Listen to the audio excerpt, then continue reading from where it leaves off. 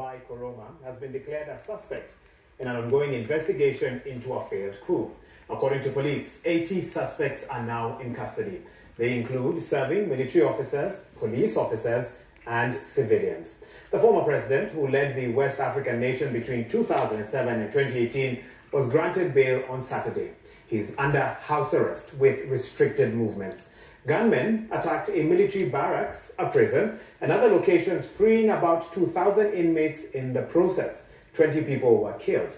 The authorities said it was an attempt to overthrow the government. Let's now see if we can get the latest details, and we speak with the BBC's Aziza Tolaoluwa, who joins us now from Lagos with more information. Aziza, thanks for making time to speak with us. What specific allegations or charges have been leveled against the former president in connection with this failed coup attempt?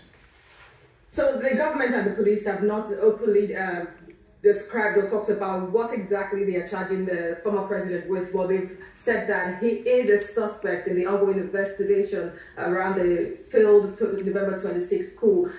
The Inspector General of Police specifically said that someone like him, he didn't have the status of the former president, would be in custody like the other suspects. And of course, it was also mentioned that a number of his former security aides and a certain security aide that was killed in the attack were fingered in the case. And also his daughter has been declared as one of the wanted fugitives in this case, but no charge has been made yet, as investigation is still ongoing.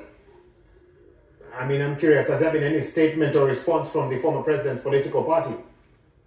So that's the interesting thing. They've been eerily quiet. And on social media, people have been saying that this may be some form of political witch hunt somehow, because the same Tuesday when that press conference was held, the appeal court of Sierra Leone also declared the former presidential candidate of the opposition party, Samora Kamara, wanted, asking the police to hand it over to the Economic Crimes Commission for investigation in what they tagged as some secret dealings, and that so he needs to come and clear himself. And so there have been some comments on social media that it's quite suspicious the government is somehow targeting opposition parties and members of opposition parties at the time when the government is expected to implement the communique of the peace agreements both parties, the ruling party and the opposition party, agreed upon, that was brokered by the economic West African state and some other international broker.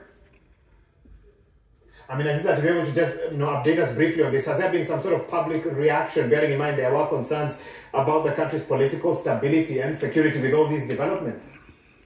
So far there's not been any form of reaction, maybe because of the curfew that the government is carefully easing weekly. So far it still boils down to just social media reaction, discussions among people. But Sierra Leoneans are watching this very closely because former President Koroma is a big wig in the country. His party ruled the Sierra Leone before the current president came into power. Although he's retired, he still holds that big position in politics, not just within his party, but across the country. So people are really interested. They really want to know what charge he will be leveled against him in due course.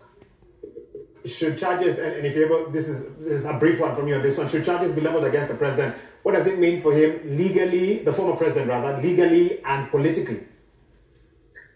Well, it doesn't look good for him if he's formally charged, as one of the those that spearheaded the botched coup, really, because I know the fact that his daughter is also a suspect is already causing a lot of ruckus within the country. And if that becomes an official thing and then charges are leveled against him, it may have a taint on his political legacy. The name is built for years.